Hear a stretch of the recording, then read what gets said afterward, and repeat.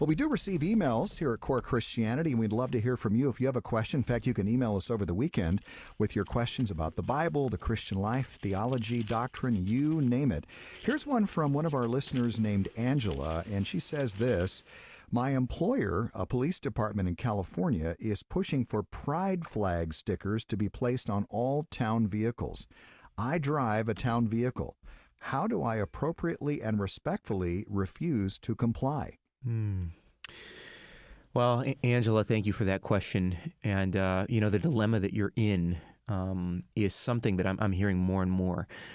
Questions that I'm even getting these questions from people in my church. And the first thing I'll say is I just want to commend you in terms of just the decision to say, look, this is not something that I can do with a clear conscience as a Christian, as a believer in Jesus Christ. This is one of the areas, frankly, where we're going to be challenged more and more as Christians, I think.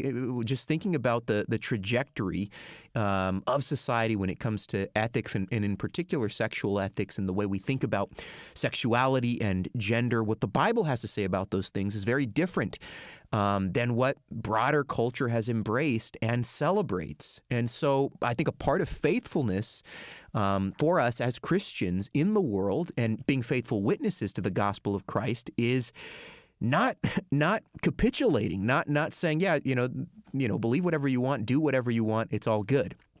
No, we don't do that. And there are a couple of passages of Scripture first that I want to mention, Angela, that I think speak to this. The first one, I've already been in the book of Ephesians a little bit, but in Ephesians chapter 5, again, in verse 11, Paul said, "Take no part in the unfruitful works of darkness, but instead expose them.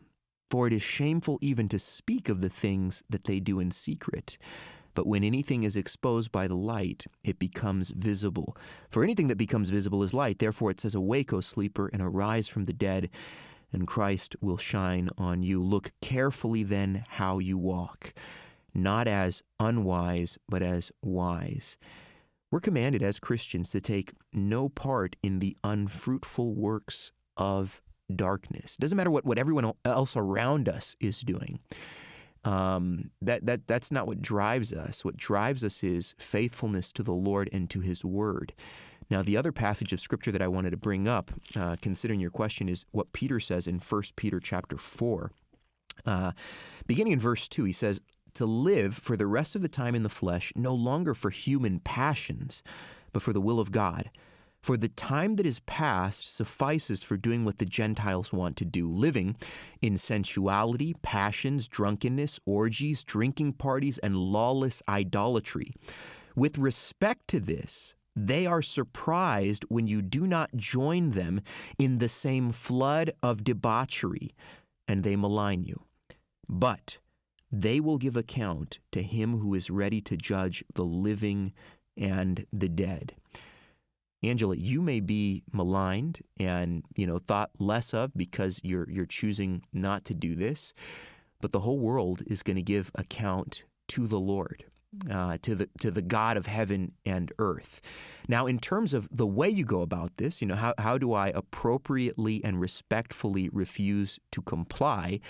I don't think that you need to make a big scene. I don't think that you need to say, I'm not going to do this because, I have contempt in my heart for people, for the gay and lesbian community. But that's not what it is at all. And you shouldn't have that in your heart as a Christian. The LGBTQ community is not our enemy. It's our mission field. It's the people that God has called us to love and to pursue with the grace of the gospel. But doing that doesn't mean affirming what they want you to affirm. No, we have to stick to what the Scripture says. And so I think you can respectfully and lovingly choose not to comply.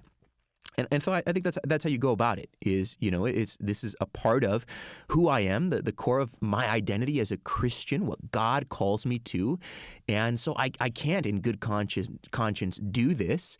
That doesn't mean that I hate gay and lesbian people, and of course, again, that would be wrong. That's foolish. That's a sin. That's not what Christ calls us to do.